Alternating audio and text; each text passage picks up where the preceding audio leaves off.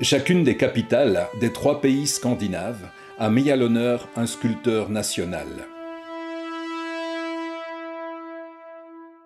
Bertel Thorvaldsen, élève doué de l'Académie royale d'art de Copenhague, reçut en 1797 une bourse qui lui permit de continuer sa formation de sculpteur à Rome. Il allait y rester 40 ans et devenir une des figures majeures du style néoclassique, apparu dans la deuxième moitié du XVIIIe siècle.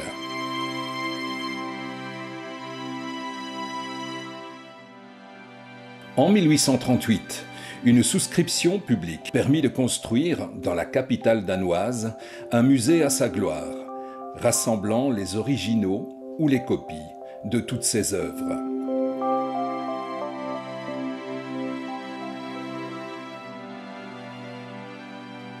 Pour Thorvaldsen, l'art antique était la perfection dont il fallait s'inspirer.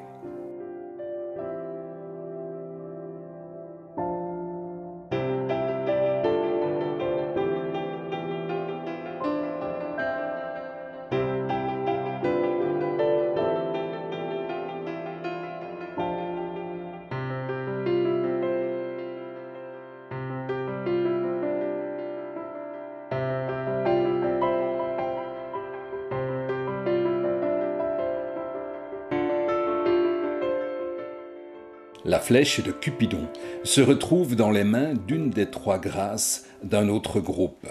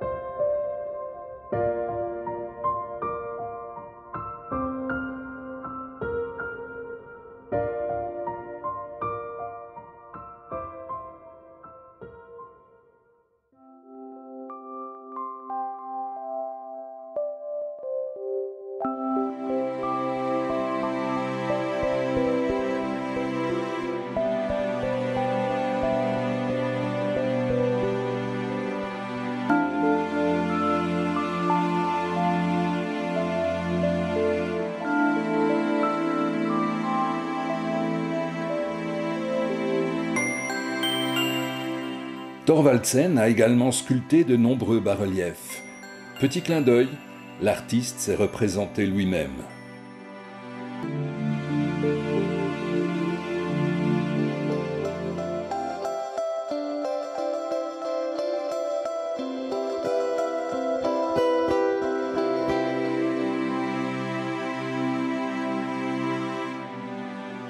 Les ensembles de Thorvaldsen étaient grandioses, comme ici le Christ et ses apôtres.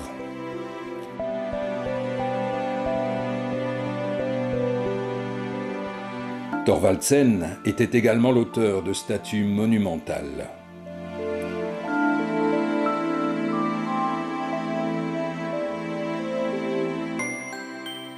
Thorvaldsen, sculpteur complet, est considéré comme un héros national et son musée a été construit en face du Palais Royal. Son nom figure dans tous les traités consacrés à l'histoire de l'art.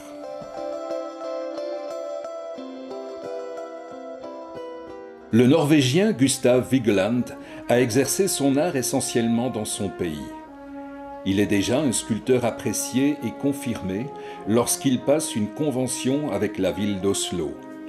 Il se voit louer, en 1924, une demeure et un atelier. En échange, il promet de léguer à la ville toutes ses réalisations artistiques futures.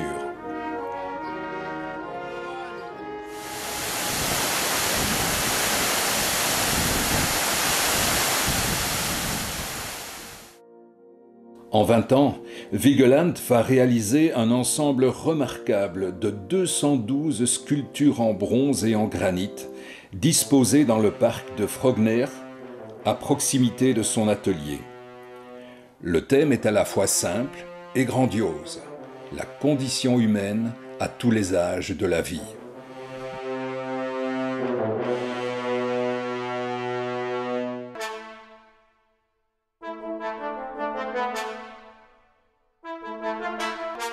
Les statues de Vigeland dégagent un tel élan qu'on n'a aucune peine à les imaginer vivantes.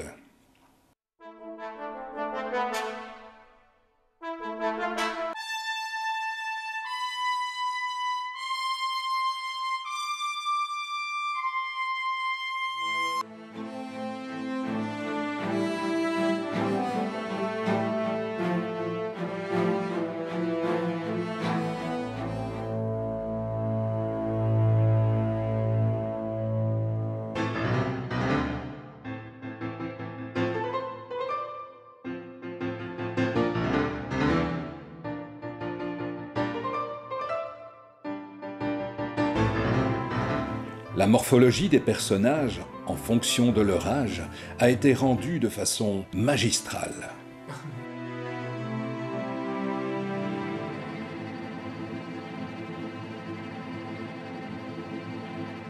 Pas moins de 121 personnages de tous âges tentent d'arriver au sommet de ce monolithe.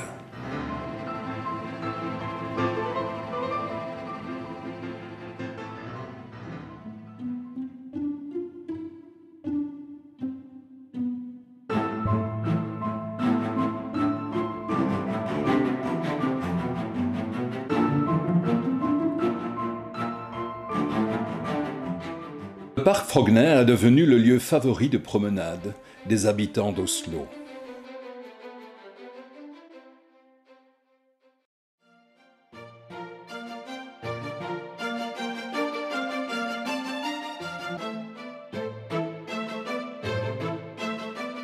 Le Suédois Carl Milles quitte son pays à l'âge de 22 ans pour Paris, où il travaille quelque temps dans l'atelier de Rodin. Il séjourne par la suite de nombreuses années aux États-Unis. En 1906, il fit construire, près de Stockholm, la propriété qu'il allait léguer au peuple suédois en 1936 et qui est connue sous le nom de Milles Garden. Dans l'atelier, on peut admirer les maquettes en plâtre, grandeur nature, de certaines de ces statues.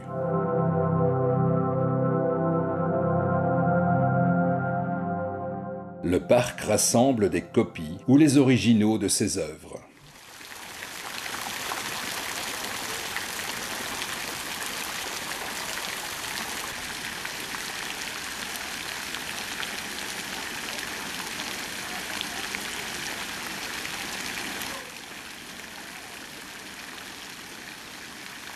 Les fontaines de Carl Milles sont toujours spectaculaires.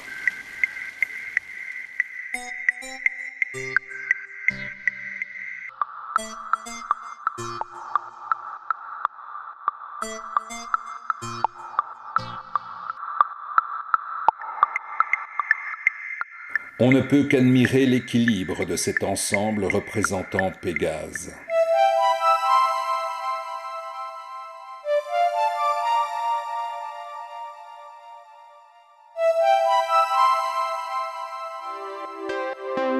La main de Dieu, sculptée aux États-Unis, fut payée par une souscription des membres de l'Union des travailleurs de l'automobile.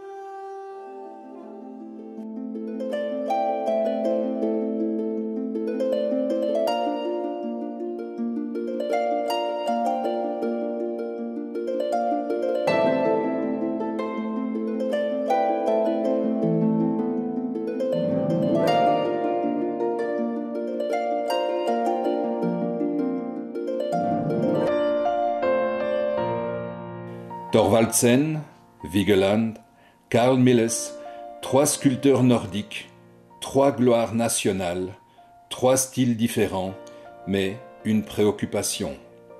Pour chacun, rendre sa vision personnelle de l'être humain.